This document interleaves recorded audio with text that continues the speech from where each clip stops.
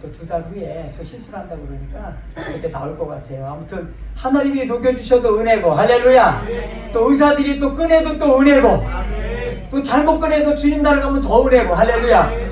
아니 이 고달픈 세상, 힘겨운 세상 먼저 가면 장땡이죠, 할렐루야. 근데 사명이 있어서 하나님이 늦추시니까 여기까지 있는 거죠. 목사님, 제가 오늘 깜짝 놀랐어요. 제가 말레이시아 안 가고 싶어요. 왜냐면요, 목사님 제가 오늘 처음 뵀는데 찬양하는 이 모습하고 우리 또 교인들이 함께 이렇게 열심히 찬양하는 모습 보니까 나도 맨날 밤마다 여기 와서 예배 드리고 찬양 드리고 싶어. 할렐루야. 네? 우리 원주민 마을에서는요, 사실은 한 게 그것뿐이 없어요. 그냥 밥 먹고 찬양하고, 그냥 또 밥 먹고 또 찬양하고, 예, 이렇게 살았는데, 참 요새는 원주민 마을도요, 이제 이 문명의 이기는 아무도 못 믿어요. 거기도 스마트폰이 슬금슬금 들어오면서 애들이 예배 시간에 이렇게 와서 막 찬양하고 또 찬양하고 쉬고 또 찬양하고 그랬는데, 요새는 가끔 나가서 이것도 보고 앉아있어요, 이것들이. 네, 그래서 참 세상에 문명의 이기라는 거 저 못 이기는데, 그럼에도 불구하고 이 생명수생교회가 이렇게 찬양의 은혜가 있고, 할렐루야. 기도의 능력이 있는 교회가 된 것을 보고 제가 너무나 감격합니다. 할렐루야. 아마 저처럼 이렇게 영혼의 목마름이 있는 분들이 이렇게 예배하고 이렇게 찬양하고 이렇게 하나님을 사모하는 이런 분들이 계시다면 그분들이 막 알고 달려올 것 같아요. 여러분 기억하신지 아세요? 이 대한민국에요, 정말 은혜를 사모하고 은혜 있는 교회를 찾고 정말 말씀에 살아있는 교회를 가기 위해서 몸부림치는 교우들이, 지금 제가 알기로는 20만의 교회들이, 사람들이 교회를 못 찾고 막 떠돌아다녀요. 이 교회 갔다가 저 교회 갔다가 또 상처받고 또 저 교회 갔다가 한 번 옮긴 분들은 막 계속 옮겨 다니거든요. 그런 분들이 20만이 있다는 내가 그런 통계를 듣고 막 가슴이 찢어지더라고요. 하늘생교회가 여기다 스피커를 좀 달고 말이죠, 저기다가 이 찬양하는 걸 막 울려 퍼주면 지나가다가 은혜 받고 들어올 것 같아요. 할렐루야. 네, 그런 놀라운 역사가, 부흥의 역사가 생명수생교회에 있게 될 줄 믿습니다. 할렐루야. 소망을 제가 받고요, 가능성을 받고 은혜를 받습니다. 이렇게 찬양이 있고 기도가 있으면 하나님의 부흥의 역사는 반드시 일어나게 될 줄 믿습니다. 반면에 마귀는 더 역사를 하죠. 왜? 하나님으로부터 어떻게든지 마귀는 띄워놓는 게 목적이에요. 이간질시키고 또 마음에 상처를 주고 아무것도 아닌 말 한마디에 우리를 꼬꾸라뜨려서 하나님께로 가는 그 한 발자국 한 발자국 발자국을 끌어당기는 사탄의 역사가 있습니다. 그러기에 우리는 뭐예요? 영적인 눈을 크게 뜨고 그때 어떻게 해요? 사단이 나를 또 시험하는구나, 사단이 나를 또 끌어내리는구나, 영적인 눈을 가지고 박차고 일어나야 될 줄 믿습니다. 할렐루야. 반드시 교회가 부흥하려고 그러고 기도하려고 그러고 하나가 되려고 그러면 반드시 하나님이 어떤 방법을 통해서든지 이 사단이 역사에서 교회를 막 흩어놓거든요. 그럴 때 우리는 어떻게 해요? 더 모여 기도해야 될 줄 믿습니다. 할렐루야. 오순절 마가의 다락방에서 기도할 때에 성령이 임해서 불같이 성령이 임하니까 사실 그들의 마음속에 뭐가 있었어요? 정말 성령이 오실까? 우리 주님이 여기를 떠나지 말고 너희가 성령을 기다리라고 그러는데 그 성령이 무엇일까? 다 의심하고 있었어요. 120분들과 기도하면서도 정말 성령이 뭘까? 그런데 그들의 마음속에 한 가지 약속이 있었어요. 예수님이 성령이 너희에게 오시면, 할렐루야, 너희가 예루살렘을 떠나지 말고 성령을 기다려라. 그러면 성령이 너희에게 임하시면 너희가 권능을 받고 사마리아와 땅끝까지 이르러 내 증인이 되리라. 할렐루야. 이것을 약속하셨단 말이에요. 그러니까 그 약속을 믿고 그들이 기도했더니 약속하신 성령이 오신 거예요. 성령이 오시고 나니까 그 비겁했던 베드로, 조금 전만 해도 예수님 나 몰라요, 그리고 3번이나 부인했던 그 베드로가 그냥 그 예루살렘 공회원들, 수많은 청중들 앞에서 하나님의 나라와 예수 그리스도가 이 땅에 오셔서 여러분들을 구원하셨다는 복음의 핵심을 설교하니까 한번 따라합시다. 5,000명이 7,000명이 회개하고 돌아왔습니다. 할렐루야. 약속의 성령을 약속해 주신 그분이 계시고 그거를 받은 초대교회 성도들이 있었고 그 받은 것을 가지고 뭐예요? 선포하니까 부흥의 역사가 일어나는 거죠. 그리고 그 예루살렘 속에 그 척척이 쌓였던 사단의 불신, 부정, 불신앙 이런 것들을 성령이 오니까 한순간에 깡그리 다 쓸어버리고 하나님의 은혜가 충만했더라. 할렐루야. 그래서 저는요 사도행전을 볼 때마다 놀래요. 얼마나 충만했냐면 자기 것을 자기 것으로 여기지 않아요. 왜? 하나님의 나라가 너무 크니까 내가 가진 이 한 주먹의 재산, 내가 가진 한 주먹의 이 명예, 이게 아무것도 아닌 걸로 영적인 눈이 뜨니까 그게 보이는 거예요. 그래서 어떻게 해요? 그냥 자기 것을 갖다가 강단에다 딱 올려놔요. 그러니까 그거를 또 잘 나누어서 헐벗고 굶주린 사람에게 나눠주고, 또 정말 질병에 고통하는 그들을 향해서 그 물질을 쓰고, 이러니까 교회가 갑자기 한번 따라합시다. 소문난 교회. 소문난 교회. 할렐루야. 아멘. 그런 교회가 되는 거예요. 지탄받는 교회가 아니라 칭찬받는 교회, 소문난 교회가 되는 겁니다. 오늘 신명기 6장 4절에서 이제 모세가, 자, 저를 한번 보세요. 이게 어떤 장면이냐면, 모세가 이스라엘 백성들을 가나안에서 이제 출애굽을 해서 광야에 40년 동안 훈련을 했어요. 그리고 그들에게 모세가 한 게 뭐냐면, 그들이 이제 불평을 했기 때문에 1세대들은 다 죽을 거다. 그리고 2세대들이 가나안 땅을 가기 전이에요. 여기는 지금 모압 평지라는 거예요. 요단강만 건너면 바로 하나님이 약속하신 가나안 땅이 눈에 보이고 있어요. 그리고 모세는 그 신앙의 2세대들을 앞에 놓고 이제 하나님이 너희에게 어떻게 역사하셨는지를 조목조목 얘기해 주면서 첫 번째 이렇게 선포하는 거예요. 한번 따라 합시다. 이스라엘아! 들으라! 여러분, 들을 귀 있는 자는 들어야 되는 줄 믿습니다. 할렐루야. 바로 이 말씀이 쉐마라는 거예요. 그래서 이거를 영적으로 해석하는 분들은 이 쉐마는 어떤 능력의 말씀, 선포된 말씀, 움직이는 말씀입니다. 그리고 또 하나의 말씀인데 그건 로고스다. 로고스는 기록된 말씀입니다. 그래서 로고스를 통해서 기록된 말씀을 가지고 구원에 이르지만, 이 쉐마의 말씀은 능력의 말씀이니까 이 말씀을 통해서 사람이 변화되고 새로워진다. 할렐루야. 이렇게 영적으로 해석하는 분들이 있어요. 그러나 오늘 성경에서 말하는 이 명확한 주제는 뭐냐면 들으라는 거예요. 그게 쉐마라는 겁니다. 여러분들이 들으셔야 될 줄 믿습니다. 할렐루야. 그래서 사도 바울은 로마서 10장 17절에 뭐라고 말씀하시면 다음부터 따라합시다. 믿음은 들음에서 나느니라. 뭘 들어야 돼요? 그렇습니다. 한번 따라합시다. 예수 그리스도의 말씀. 이 말씀을 들으면 믿음이 생긴 줄 믿습니다. 여러분, 우리가 요새 TV를 보고 정치 얘기를 들으면요 속이 상해요. 할렐루야. 그냥 저거 꺼버리고 싶어.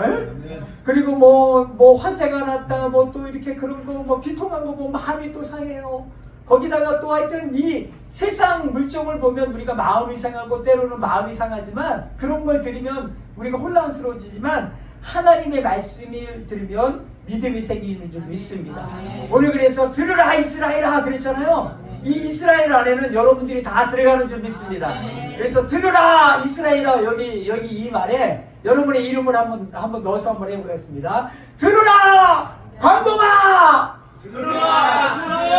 들으시기 바랍니다. 할렐루야. 들어야 돼요. 그래서 밤마다 이렇게 예배 드리는 게 얼마나 은혜가 되는지 믿습니다. 사실은요, 한국교회가, 저는 이게 제가 어렸을 때만 해도 교회는 정말 교회에 다 왔어요. 모이면 기도하고 흩어지면 전도하고, 참 그 추억이 저도 아주 너무 생생해요. 제가 그 중학교 때 이럴 때지만 제가 말씀드렸죠. 방학 때 오면 갈 데가 없어. 우리가 놀 데가 없어가지고, 그때 스마트폰이 있습니까? 우리가 뭐 축구공이 제대로 하나 있어요. 운동장이 제대로 하나 있어요.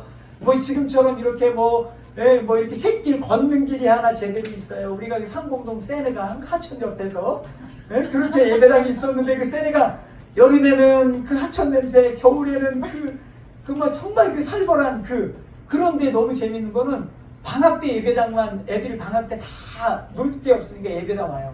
그리고 제가 말씀드렸죠. 오면 뭐예요? 자기도 모르게 와서 기도해. 할렐루야. 그냥 뭔지도 모르고 주여 축복하여 주옵소서, 주여 막 이러고 기도하고, 그 다음에 또 조금 있다 끝나면은 누가 여기서 막 기타 쳐. 그러면 작은 불꽃 하나가 막 이러면서 막 기타 치면서 복음서가 불러요. 그리고 아침에도 찬양하고 기도하고 점심에도 찬양하고 기도하고 아멘. 이렇게 살았어요. 할렐루야. 아멘. 그런데 요새 한국교회가 그런 교회가 어디 있나요? 아니 모이면 기도하고, 한번 따라합시다. 모이면 기도하고 말씀 듣고 흩어지면 전도하고, 이게 바로 우리 교회의 모습 아니에요. 아마 한국교회가 이 모습만 잘 간직했어도 제가 보기에는 지금 한국교회가 이 사회로부터 이렇게 지탄받는 교회는 되지 않았을 거예요. 그런데 이 교회가 이렇게 모이면 기도하고, 모이면 기도하면 무슨 기도하겠어요? 서로를 위해서 축복하겠죠. 나라 잘 되라고 기도하겠죠. 우리 부모님 건강하라고 기도하겠죠. 우리 목사님 더 능력 있는 목사님 되라고 기도하겠죠. 우리 장로님 아름답게 신앙의 모범을 보이는 귀한 모습으로 우리에게 늘 이렇게 서주시니 감사합니다. 이런 기도하겠죠. 할렐루야. 어떻게 기도하는데 그 기도 속에 부정적인 게 있겠습니까? 그런데 이 아름답고 하는 이 정말 우리 한국교회가 가졌던 모이면 기도하는 이런 놀라운 은혜가 어느 날 살살살 마귀가 우리에게 뭐라 그러냐면, 야, 기도하는 것보다 멋있는 복음서가 가수가 와서 쫙 이렇게 공연하면 멋있잖아. 그러니까 교회들이 밤마다 복음서가 가수 불러다가 간증하고 찬양하고. 아니 그 시간에 사실은 그거 한 시간 하면 기도 한 시간 해야죠. 할렐루야. 저는 깜짝 놀란 게 지금 순복음교회 있잖아요. 저는 어렸을 때 제가 순복음교회 가서 깜짝 놀랐어요. 거기는 낮이고 밤이고 예배당 들어가면 어느 구석에서든지 막 저 랄랄랄라 다 기도했어. 아멘. 정말이잖아요. 제가 그건 늘 경험했으니까. 그런데 요새는요, 순복음교회 예배당 들어가 낮에 가면 문 닫아놨어. 왜? 이상한 사람들이 와가지고 이상한 짓 하니까. 그러니까 마귀가 한국교회에 가장 한국교회를 쓰러뜨리기 위한 좋은 작전이 뭐냐면 딱 한 가지예요. 기도 안 해도 돼. 의료보험 잘 돼 있잖아. 의료보험 잘 돼 있죠? 배 안 고프잖아. 응? 얼마나 이렇게 풍요로워. 그리고 봄 되면 꽃구경 가야죠. 여름에는 해수욕장 가야죠. 아니 가을 되면 또 얼마나 단풍이 예뻐요. 겨울 되면 또 얼마나 겨울산이 멋있어. 설악산 또 구경 가야죠. 그러다 보니까 한국교회가 기도하고 말씀 듣고 하나님을 찬양하는데 점점 멀어지다 보니까, 자 그렇게 되면 어떻게 될까요? 딱 한 가지 현상입니다. 하나님께로부터 멀어지면 가슴이 사막이 되는 거예요. 우리가 힘들고 어렵고 고달프고 외롭고 할 때 하나님께 가까이 있으면 마음이 천국이 되는데, 하나님께로부터 멀어지면 마음이 사막화가 됩니다. 뭔가 내가 예쁜 옷을 입고 있고 또 이렇게 또 메이크업도 잘해가지고 막 이런 것도 막고 그래가지고 얼굴도 펴놨는데, 아 죄송해요. 그래도 뭐 맞아도 괜찮아요. 예쁜 건 죄가 아니에요. 예쁜 거는 성공한 거야. 할렐루야. 그렇게 했는데 마음은 썰렁해. 왜 그럴까요? 그렇습니다. 하나님을 가까이 하지 않고 세상을 가까이 하면 나도 모르게 이렇게 썰렁함이 들어오거든요. 이제 제가 보기에는 이 생명수샘교회에서 이렇게 기도하는 이 놀라운 기도를 통해서 여러분의 영혼이 회복될 줄 믿습니다. 영혼이 여러분들이 하나님께로 가까이 가는 놀라운 은혜가 있게 될 줄 믿습니다. 그래서 우리가 첫 번째 해야 되는 거는요, 우리의 귀를 열어야 돼요. 그리고 들어야 될 줄 믿습니다. 할렐루야. 들으라 광범아. 여러분의 이름을 주세요. 들으라 광범아. 들으시기 바랍니다. 할렐루야. 뭘 들어요? 말씀을 들으시기 바랍니다. 세상에 이상한 소리 듣고 핵 뒤집어지지 말고요, 말씀을 들으시란 말이에요. 그래서 이제 이 시작에 오면은 사도 요한은 그러잖아요. 이 말씀을 읽는 자와 듣는 자와 한 가지 더 붙였죠. 행하는 자가 복이 있는 자. 할렐루야. 그런데 이스라엘 백성들은 아직 말씀이 없잖아요. 광야잖아요. 성경이 완성되지 않았기 때문에 들어야 돼요. 오늘 모세가 그래서 들으라 이스라엘아 선포하시면서 오늘 5절에 보니까 한번 따라합시다. 너는 마음을 다하고 뜻을 다하고 힘을 다하여 내 하나님을 사랑하라. 예, 여기서부터 이제 시작을 하는 거예요. 말씀을 우리가 듣는데 첫 번째 들어야 될 것은 뭐냐면 하나님을 사랑해야 된다. 하나님을 사랑하라는 이 놀라운 하나님의 계명을 이제 모세가 출애굽 2세대들에게 딱 선포를 하는 거예요. 여러분 근데 제가 이제 여러분에게 한번 좀 물을게요. 하나님을 막 내가 사랑합니다. 그렇게 고백하고 하나님을 사랑한다고 사랑하려고 애를 쓰고 노력하는데 여러분들이 정말 하나님을 사랑하게 되시나요? 정말 하나님을 이렇게 사랑하십니까? 그렇지 못합니다. 그렇지 못하죠. 네. 진실한 고백입니다. 저도 마찬가지고요. 오늘도 몸부림을 치는데 그런데 그럴 수밖에 없는 이유가 있어요. 자, 마태복음 여러분 22장 성경 한번 찾아볼까요?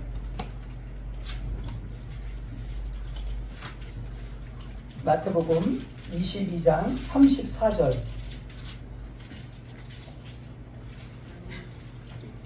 찾으셨으면 같이 한번 읽겠습니다. 예수께서 사두개인들로 대답할 수 없게 하셨다함을 바리새인들이 듣고 모였는데 그 중에 한 율법사가 예수를 시험하여 묻되 선생님 율법 중에서 어느 계명이 크니까? 예수께서 이르시되 내 마음을 다하고 목숨을 다하고 뜻을 다하여 주 너희 하나님을 사랑하라 하셨으니 이것이 크고 첫째 되는 계명이요 둘째도 이와 같으니 내 이웃을 내 자신과 같이 사랑하라 하셨으니 이 두 계명이 언제나 율법과 선지자의 강령이다. 오늘 율법사가 물어요. 하나님의 계명 중에 가장 큰 계명이 무엇입니까? 여러분 이 성경을 우리가 이렇게 앞집게를 꽉 짜가지고 쫙 엑기스로 내리면 딱 뭐가 나올까요? 그렇습니다. 하나님의 사랑. 그 사랑의 마지막 엑기스가 딱 떨어지거든요. 그런데 오늘 율법사, 사두개인들 이 사람들은 성경에 능통한 사람들이에요. 그런데 오늘 여기 말씀에 보니까 예수님을 시험하려고 예수님께 물어요. 그러면서 무슨 질문을 하냐면 크고 첫째 되기 계명이 무엇입니까? 그러니까 예수님이 너 몰라? 신명기 6장 4절 니네가 맨날 달달 외우는 토라잖아. 토라에 하나님을 사랑하는데 주 너희 하나님을 사랑하는데 마음을 다하고 뜻을 다하고 힘을 다하고 예수님을 한 가지 더 붙여 목숨을 다해서 사랑해라. 그리고 예수님이 또 한 가지 더 붙여 신명기에는 없죠. 내 이웃을 내 몸과 같이 사랑하라. 이 말씀을 듣고요 이 율법사들과 사두개인들은 이제 혼란이 오기 시작합니다. 자기들은 지금 하나님을 가장 잘 사랑하고 있다라고 그들은 생각하고 예수님께 도전하고 있는 거거든요. 왜? 율법을 지켰습니까? 그들은 안식일을 지키죠. 11조를 내리죠. 11조를 내는데 어떻게 11조를 내냐면 박하와 회양이라고 했잖아요. 이게 뭐냐면 쉽게 얘기하면 여러분들이 이렇게 이렇게 쌀을 예를 들어서 한 단을 이렇게 수확을 했어요. 이거를 그러면은 다 세는 거야. 3개 주고 거기서 10개 중에 하나. 이렇게 해갖고 철저하게 11조를 드리는 거예요. 박하와 회양이 이런 향신료거든요. 아주 조그만 깨알 같은 그런 것들을 다 세가지고 그렇게 철저하게 자기들을 11조를 드렸다는 거예요. 응? 오늘 여기 성경에 예수님 말씀하시면 이 두 계명이 한번 따라합시다. 율법과 선지자의 강령이다. 이거는 이스라엘 백성이면 누구든지 다 아는 가장 중요한 계명이다. 그런데 너희는 과연 이렇게 하고 있느냐? 예수님이 반문하는 것처럼 오늘 이거를 말씀하십니다. 정말 너희들이 하나님을 사랑해? 너희가 정말 이웃을 그 하나님의 사랑으로 이웃을 사랑해? 하고 묻고 계신단 말이에요. 오늘 여러분들이 어떻게 이 말씀을 받고 계십니까? 저는 이 말씀을 이렇게 봤습니다. 우리가요 얼마나 연약한 존재였냐면 하나님을 사랑한다라고 아무리 외치지만 우리는 하나님이 우리를 사랑하신 만큼 사랑할 수가 없어요. 그래서 성경에 그러니까 헬라어에는 이 사랑의 4가지 종류가 나오잖아요. 필리아, 우정, 에로스, 남녀 간의 사랑, 스톨게, 형제 간의 사랑, 그리고 한번 따라합시다. 아가페, 하나님의 사랑.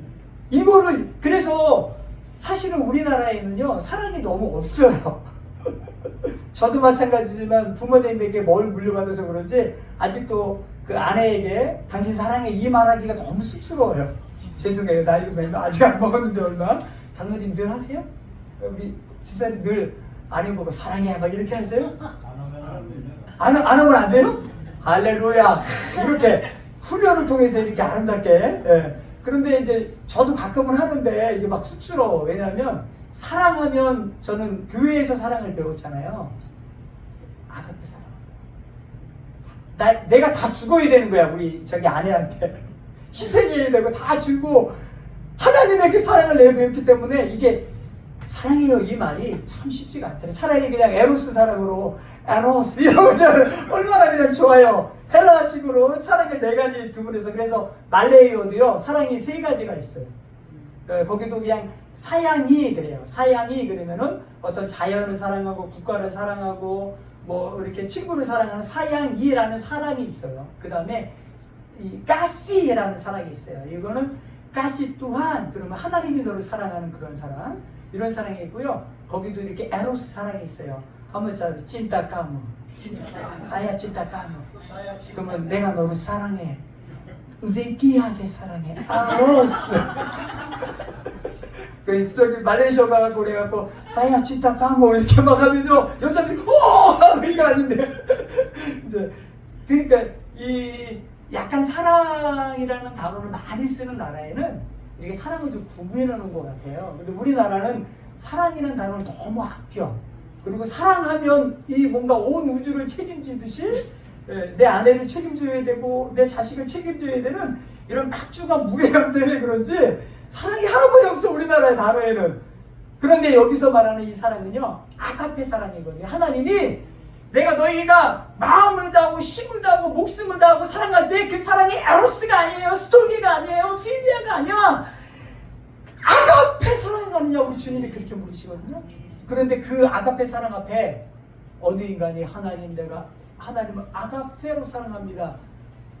너 죽어야 되는데 그 사랑이 희생인데 다 줘야 되는데 그래서 우리는 이 하나님을 사랑하라고 할 때 사실은 율법과 선지자의 계명이잖아요. 율법이란 말이에요. 율법이 우리에게 오면 한번 따라합시다. 내가 깨져야 된다. 아스라져야 된다. 우리가 하나님을 사랑하느냐 물을 때 내가 사랑이 없음을 내가 빈 그릇인 것을 발견해야 되는 거예요. 할렐루야. 그게 진정한 사랑으로 갈 수 있는 한 계단을 올라가는 거예요. 그래서 이제 사도 요한이 그거를 깨닫고 요한 1서로 한번 가볼까요? 요한 1서 4장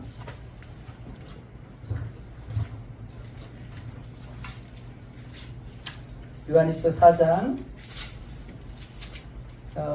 이제 전체가 사랑장인데요. 7절부터 한번 볼게요. 요한 1서 4장 7절 다 찾으셨으면 아멘 해주시기 바랍니다. 같이 한번 한 목소리 읽겠습니다. 사랑하는 자들아 우리가 서로 사랑하자. 사랑은 하나님께 속한 것이니 사랑하는 자마다 하나님께로부터 나서 하나님을 사랑하지 아니하는 자는 하나님을 알지 못하나니 이는 하나님은 사랑이십니다.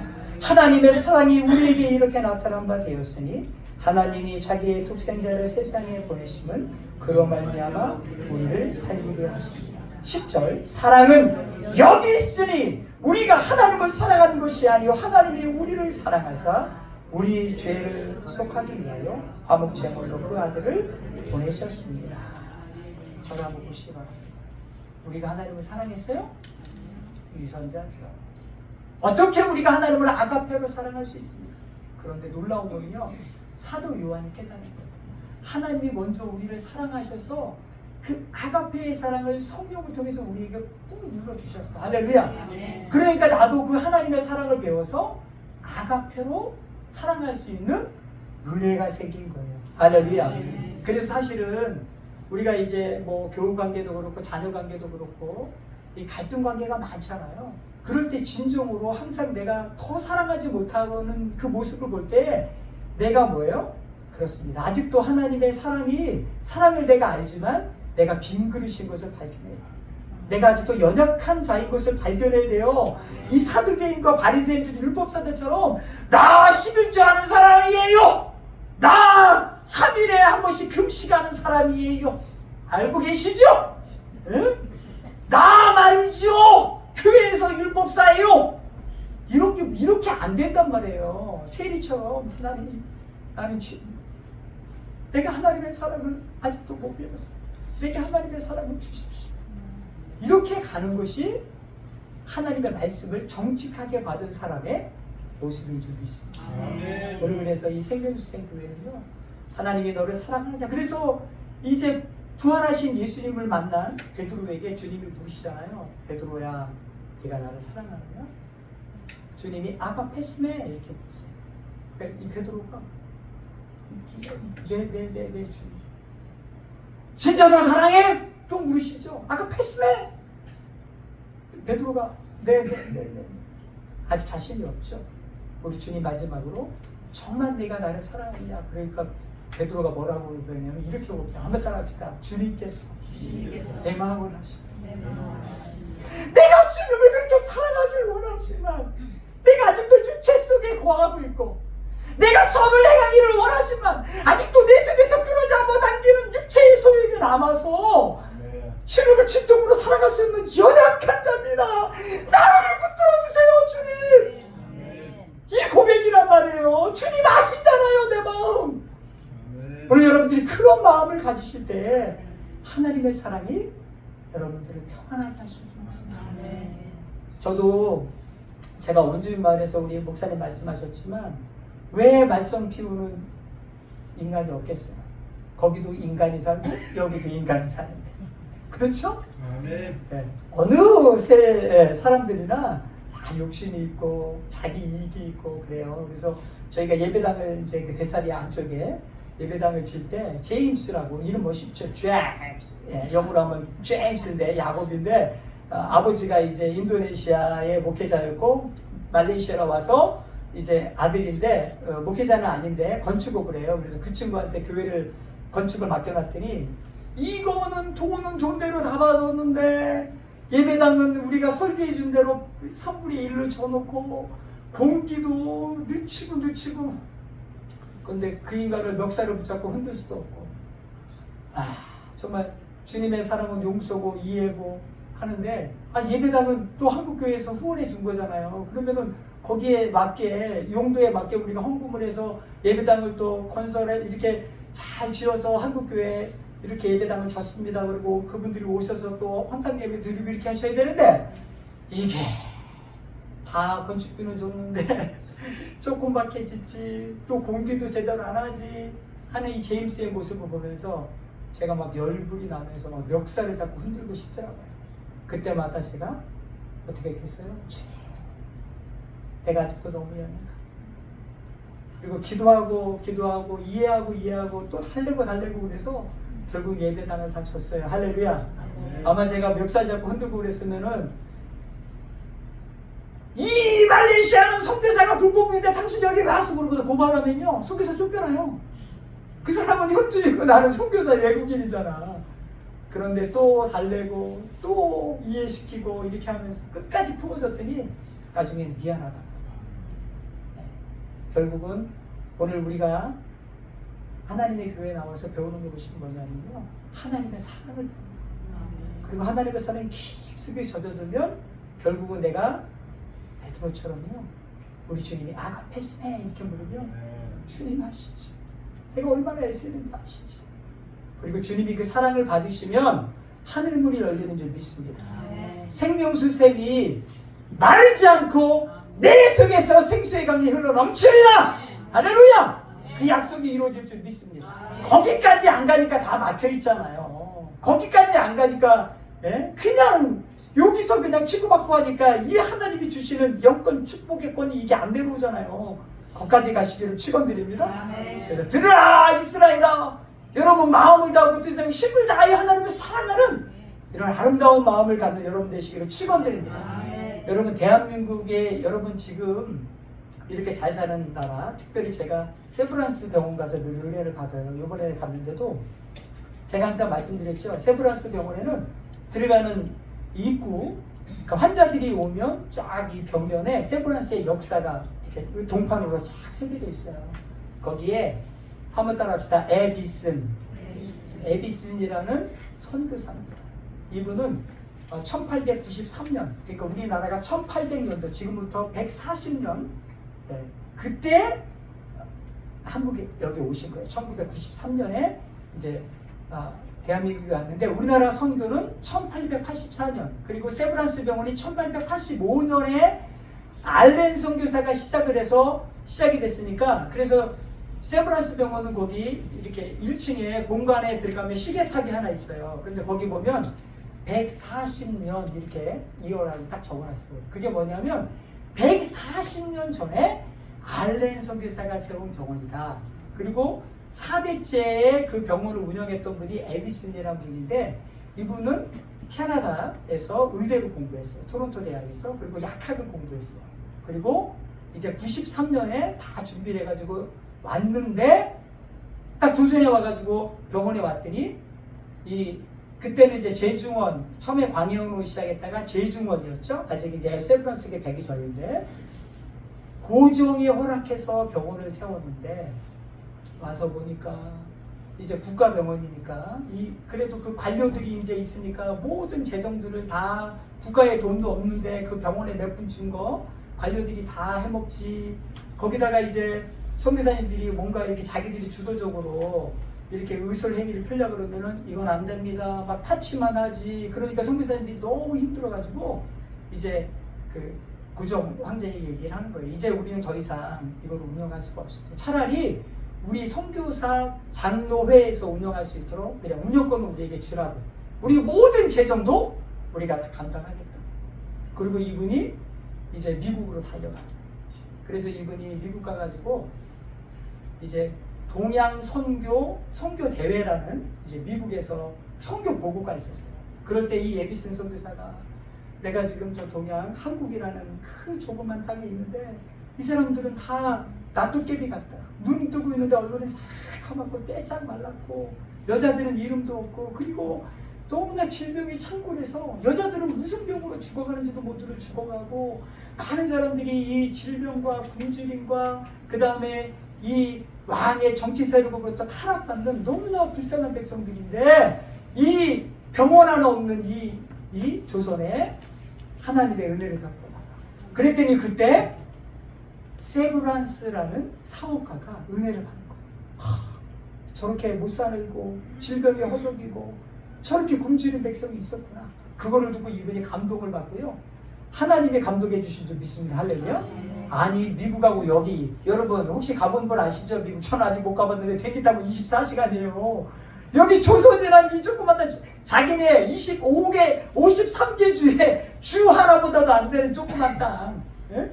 이 땅이 여기 뭐가 있는 줄 알고 세브란스가 헌금을 했겠어요. 하나님이 그 마음에 감동을 하니까 그때 당시에 1만 불을 헌금해서 세브란스 병원이라는 신식 건물을 짓는 거예요. 그게 1906년에 세브란스 일가가 여기로 오고 1900년도에 지금 서울역 옆에 신식 그러니까 조선 최초의 서양식 신식 건물과 병원이 그때 지어진 거예요. 그런데요, 그 선교사님들 여기 오셔갖고 여러분 아시죠? 먹을 게 제대로 있어요. 입을 옷이 제대로 있어요. 여기 지금 여기 우리나라 그때 당시에 이 인프라가 뭐가 있어요? 전화가 있어요. 전기가 있어요. 길이 제대로 돼 있어요. 가마 타고 다니는데, 네? 당나귀 타고 다니는데. 그런데 이분들이 오로지 한 가지 하나님의 사랑을 가슴에 안고 이 죽어가는 이 정말 조선의 이 백성들을 위해서 자기의 모든 것들을 다 쏟아 놓으시고 그분들이 여기서 30년 40년 선교하셔서 병원이 이렇게 커지고 학교가 커지고 그리고 거기서 또 제자들을 양육해서 의사들을 만들어내고 학자들을 만들어내고 거기에 또 교육 지도자들을 만들어내고 그래서 대한민국이 여기까지 온 줄 믿습니다. 할렐루야. 아멘. 우리는 그냥 한강의 기적 그러면 뭔가 기적이 누가 기적을 만들어 놓은 줄 알아요? 아니에요. 누군가는 씨를 뿌렸단 말이에요. 눈물로 씨를 뿌려서 그 열매가 지금 우리가 따먹고 있는 거예요. 그래서 저는 세브란스 병원 갈 때부터 너무나 감동스러운 게 엘리베이터를 타잖아요. 타면은 딱 여기 세브란스 병원에 선언문 딱 이렇게 있어요. 한번 같이 한번 따라해보고 하나님의 사랑으로 인류의 인류를 질병으로부터 자유롭게 한다. 할렐루야. 아직도 이거는 안 변하고 있어요. 그래서 식당에 가도 찬송가가 울려펴지고요. 하나님의 찬송가 나오고요. 주차장에 들어가서 다하게 찬송 부르고요. 그리고 제가 우리 아들 신장 띄워줄 때 의사가 젊은 의사가 다 이제 프레젠테이션 하고 나서 기도하겠습니다. 선교사를 위해서 기도해주고 의사가 집례를 하더라고요. 할렐루야. 이것이 우연이 된 게 아니란 말이에요. 결국은 뭐예요? 하나님의 사랑이 우리 안에 들어오면 이 미지의 땅, 이 암흑의 땅, 이 어둠의 땅 여기까지 와서 선교사님들이 눈물로 사랑으로 아름답게 이렇게 씨를 뿌려놔서 우리가 지금 그 혜택을 다 누리게 되는 줄 믿습니다. 우리나라의 의과대학의 수장들 다 헤드들은요, 재중원, 그러니까 지금 세브란스 병원, 거기에서 의대에서 다 배출된 분들이 다 박사가 되고 그분들이 다 대를 이어서 우리나라 전국 병원의 원장님들이고 다 이렇게 됩니다. 물론 미국에서 공부한 분들 계시지만 우리나라 자체의 의학이 그렇게 많이 발전할 수 있었던 것이 선교사님들이 오셔갖고 오로지 가르칩니다. 그리고 또 한 가지 우리가 여러분들이 정말 기억해야 될 것은 하나님이 우리나라를 얼마나 사랑하셨냐면요, 우리나라보다 더 사랑하는 선교사님, 헐버트 선교사님이라는 분을 보내주셨어요. 야, 이분은 양원절에 가면 묘가 있거든요. 이분 묘가 자기가 그 미국의 웨스턴민스터 사원 제일 명예스러운 무덤입니다. 거기에 어느 선교사든 목사님들 거기에 묻히는 게 꿈이에요. 그런데 이분이 거기에 묻혀야 되는 분인데 나는 한국에서, 그래서 이분이 오셔가지고 여기서 돌아가셔서 양화진에 있는데 그 묘비명이 뭐냐면 조선 사람보다 조선을 더 사랑한 선교사 헐. 아멘. 이분이 우리나라 최초로 사민필지라는 교과서를 만들어요. 사민필지. 예, 누구나 다 알아야 되는, 서민이나 지식인들이야 누구나 알아야 되는 교과서다. 그래가지고 첫 번째 딱 열면 우주가 나와요. 은하계가 이렇게 지구본이 나와요. 두 번째 딱 열면 세계 지도가 나와. 그래서 조선이라는 나라가 이렇게 막 붙어 있어. 그리고 거기 미국이라는 거대한 나라, 영국이라는 나라, 중국 이런 걸 보여주면서 이 미지의 땅 아무것도 모르고 이 조선 왕이 전 세계 왕의 킹인 줄 알고 있었던, 세뇌당했던 그들에게 전 세계를 보여줍니다. 거기에 정치, 문화 이런 것들 다, 그래서 거기에서 공부하신 분이 누구냐면 그 유명한 건국의 아버지, 한번 따라합시다. 이승만. 이분이 거기서 은혜를 받는 거예요. 이분이 거기서 성경을 받는 거예요. 선교사님들한테. 그리고 에비슨 선교사님이 이승만이 이제 20살 때 너무나 그때 이제 단발령 내리고 머리 다 깎고, 왜냐면 일본이 우리나라 문해를 없애기 위해서 먼저 이 단발령부터 실시했거든요. 나중에 이제 개명, 청시 개명까지 다 시켰는데 그 전에 한 것이 뭐냐면 단발령인데, 이승만 대통령이, 젊은 이승만이 그때 선교사님들한테 가서 머리를 깎아요. 그게 세브란스 병원 그 벽화에 나와 있어요. 에비슨 선교사가 깎아줘. 이제 너는 조선인이지만 너는 세계적인 인물이 된 거다. 그리고 이제 옛 구습을 잘라라. 그리고 머리카락을 잘라서 다 싸서 주고, 이승만 대통령이 거기서 선교사님들한테 공부하면서 성령을 받고, 한성 감옥에서 그분이 선교사에 돼가지고 한성 감옥에서 41명을 전도해. 할렐루야. 우리나라 최초의 전도왕이라니까 그분요. 그런데 이제 우리나라가 그때 이승만 대통령이 25인데 그분이 1875년에 태어났거든요. 그런데 우리나라가 일본이 러일 전쟁 1905년에 하잖아요. 그래서 러시아가 이겨버렸어. 그러니까 이제 일본의 세상이 된 거야. 그러니까 고종랑이 가만히 보니까 자기는 러시아의 공간에 가서 피하고 막 아간파천이라고 많이 들어보셨죠, 역사책에. 러시아를 기대했단 말이에요. 러시아가 제일 강한 나라인 줄 알고. 하나님이 제일 강하지 러시아가 왜 강해? 어느 나라 기대해도 살 수 있어요? 그런데 고종이 그렇게 알고 거기에 들어가고 목숨을 부지했는데 러시아가 졌네. 러일 전쟁. 일본이 이겨버렸네. 그러니까 이제 멘붕이 오면서 이러다가 나가라가 망하겠다고 자기가 깨달아. 그래서 미국에 이제 특사를 보내야 되는데 갈 사람이 없는 거예요. 왜? 조선에 영어 할 수 있는 사람이 없어. 그럴 때 이승만 대통령이 한성 감옥에서 6개월 만에 영어를 마스터합니다. 할렐루야. 이분은 5살에 천녀부를 완전히 띈 분이에요. 천재. 하나님이 그분을 그렇게 태어나게 만들었어. 그리고 성령 받게 하셨어. 할렐루야. 그리고 한성 감옥에서 성령 받고 이분이 완전하게 거듭나고 나서 하나님의 나라를 꿈꾸면서 신국론, 하나님의 나라가 다스리는 나라가 돼야지만이 조선이 살 수 있다라는 사설을 써요. 그게 아직도 도서관에 다 있어요. 그리고 그분이 그걸로 인해서 뭐예요? 이제 역적해가지고 하여튼 뭐 이제 한성 감옥에도 가게 되는데 그 한성 감옥에서 선교사님들이 가만히 보니까 이제 어차피 사형수니까 역적으로 들어왔기 때문에 이제 그렇게 누명이 씌워졌어요. 선교사님들이 가만히 보니까 고종이 특사를 보내려고 그러는데 아무도 없네. 이승만을 구하기 위해서 이승만이 영어를 잘한다. 나 저렇게 영어 잘하는 사람 처음 봤다고. 그래갖고 이승만 그 젊은이를 미국 특사로 보내는 거예요. 그래서 이분이 미국 갔는데 가자마자 헐부트 선교사가 그때 잠깐 와 있었는데 이승만 자네는 이렇게 특사 물론 중요하지만 아직도 혼란스러우니까 공부를 좀 해라 그 기간에. 그래서 여기서 열심히 공부를 해요.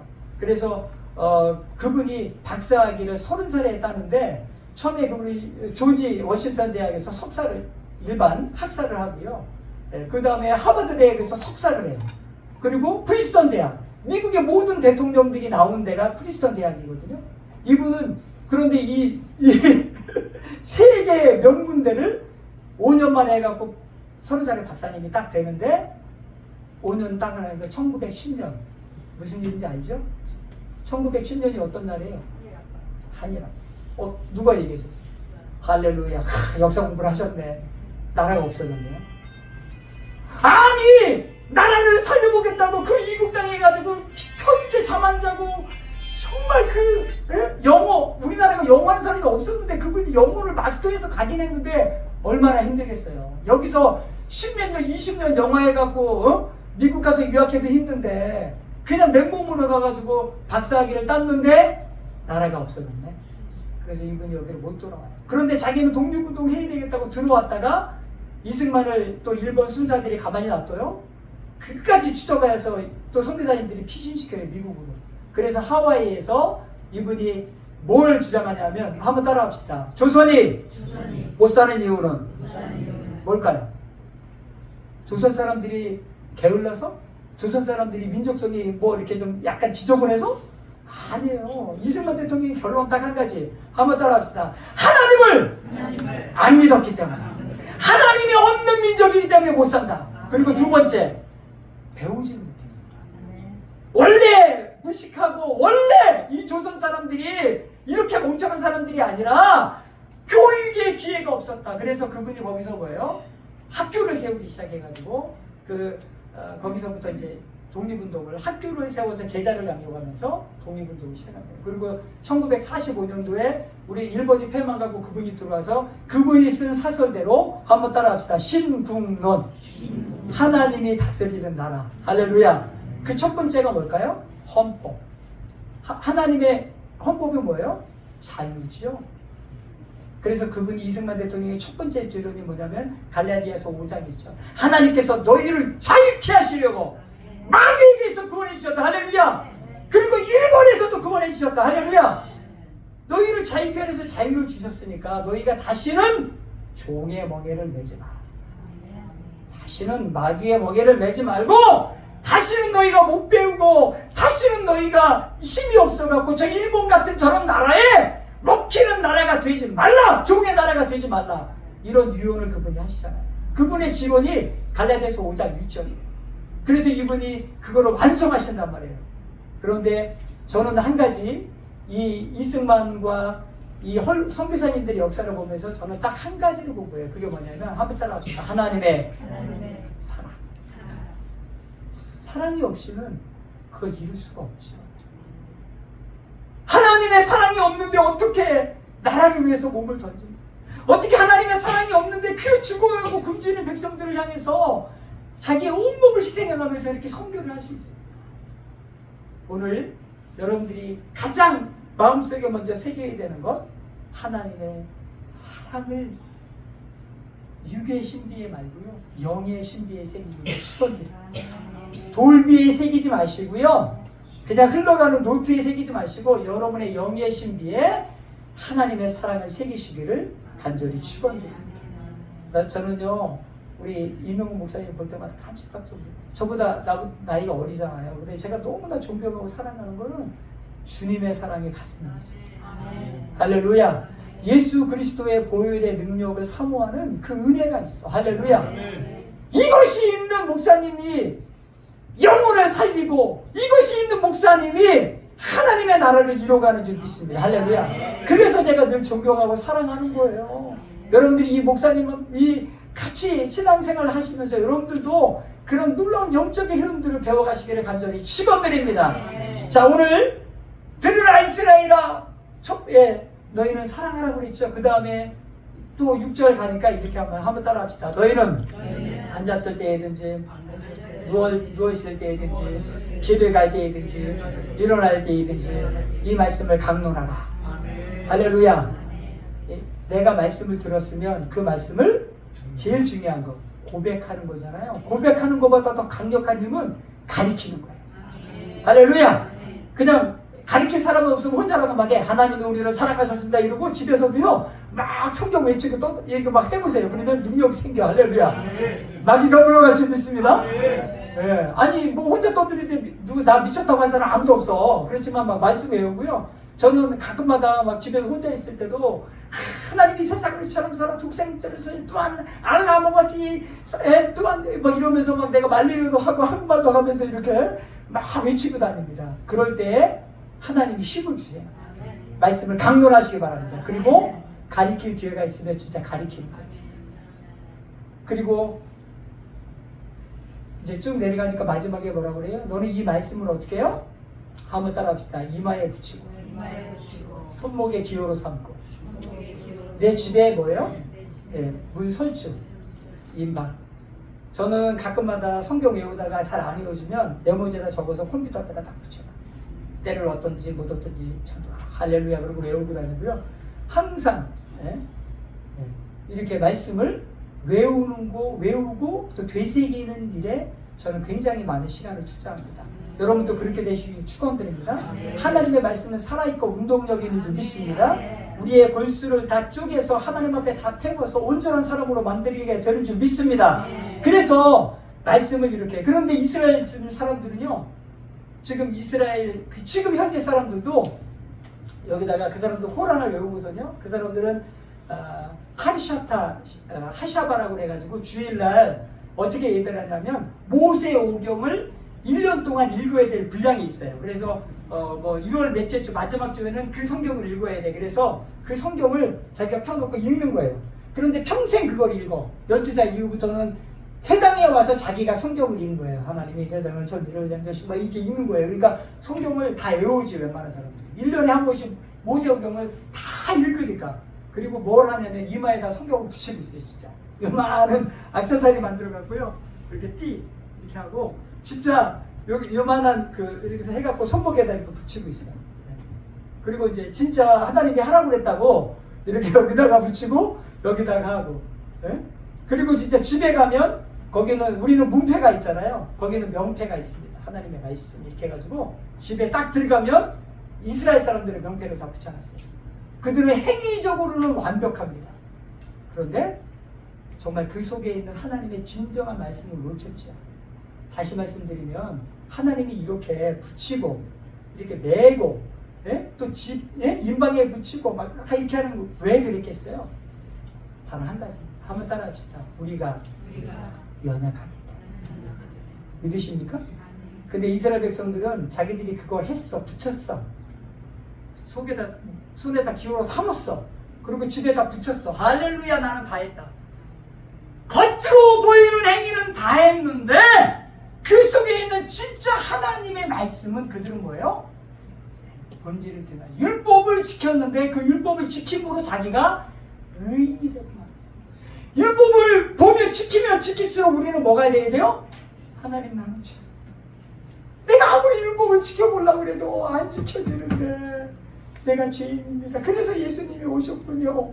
여기까지 나가야 될 줄 믿습니다. 할렐루야. 오늘 여러분들이 신앙생활하면서 교회에서 나는 이렇게 했는데 아니에요. 그렇게 하면 할수록 더 뭐예요? 나는 연약한 자로 내가 아무리 노력해도 내가 아무리 힘을 써도 여기까지뿐이 못 오는군요. 주님 나를 붙잡아 주세요. 하고 주님이 여러분들이 세리처럼 정말 연약한 가슴을 찢는 한 분이 되면 주님이 여러분들을 붙드실 줄 믿습니다. 그리고 주님이 여러분의 신념과 교회에다가 한번 따라 합시다. 내가 너를 사랑하다. 믿으십니까? 하나님이 사랑하시잖아요. 이거보다 큰 선물이 어디 있어요? 이런 은혜가 여러분에게 있게 될 줄 믿습니다. 이제 맞춰야 될 시간이죠. 더 하셔도 돼요? 제가 항상 여기다 써붙여놓은 거 여러분 아시죠? 네. 설교를 짧게 하는 자는 복이 있나니 다음에 초청을 받을 것입니다. 길게 하는 자는 제가 이제 말레이시아 말씀 좀 드리고, 제가 있는 그 말레이시아 원주민 마을들은요, 제가 간 2001년도에 갔는데 그때나 지금이나 변화가 없어요. 한 가지. 그래서 저는 한 가지 좋은 건 있어. 변화가 없으니까 나도 안 변해도 돼. 할렐루야. 네? 왜냐하면 정글이기 때문에 변할 게 없어요. 그냥 나무는 그냥 그대로 자라고 있고, 뭐 조그만 나무는 나다가 죽지만 또 씨가 떨어져가고 또 나무도 자라고 있고, 여전히 코끼리도 나오고 있고, 네? 여전히 대나무로 집 져가지고 허물면 또 지어도 되고, 변화가 없어요. 그런데 한 가지 안타까운 거는 사람들이 변화가 있어요. 아까 말씀드렸듯이 그 정글에도 문명이 들어요. 저 아무것도 없는 거기서 그냥 매일 예배 드리고 매일 찬양하고 오직 그것만 했는데 이제 스마트폰이 들어왔네 애들이. 거기에 또 애들이 세상을 보고 또 거기에 또 뭐 즐거움을 보고 이러다 보니까 전에처럼 막 그 뜨겁게 예배했던 그 예배의 힘이 정글이 또 많이 사라졌어요. 리더에게 그렇게 보이라고 그러고 같이 막 하자고 그래도 전에처럼은 안 보여요.